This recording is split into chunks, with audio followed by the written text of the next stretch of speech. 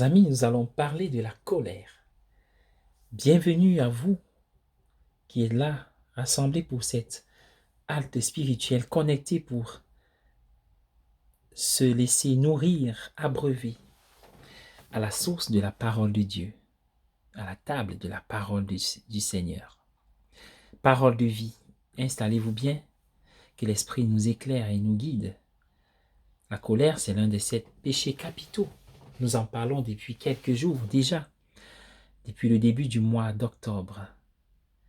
Et en ce 6 octobre, ça fait 6e péché capital, nous parlons donc de ce sentiment qui caractérise le désir démesuré de se venger, la colère.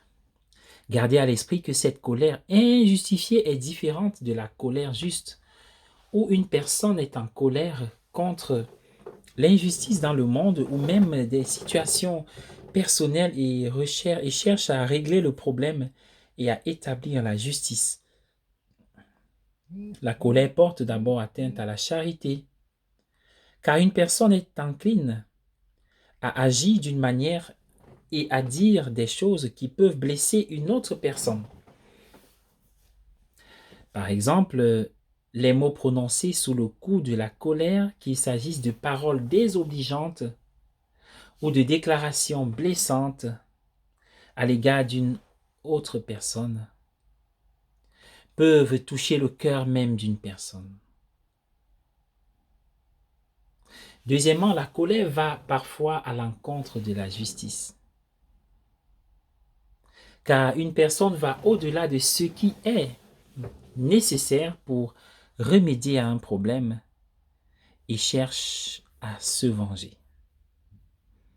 Saint Thomas d'Aquin a énuméré 6 effets du vice de la colère. L'indignation, la perturbation mentale, les propos bruyants,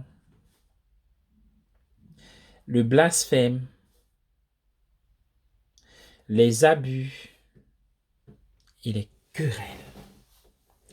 Pour se prémunir contre la colère, une personne doit être fidèle à la vertu de justice en pensée, en parole et en action.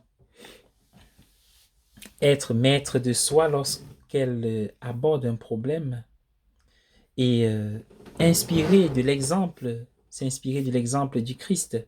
C'est ce qu'il y a de meilleur. Sainte Catherine de Sienne a dit: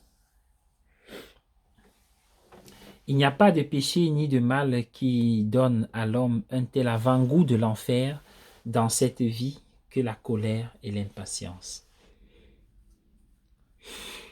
Soyez bénis, bien-aimés du Seigneur.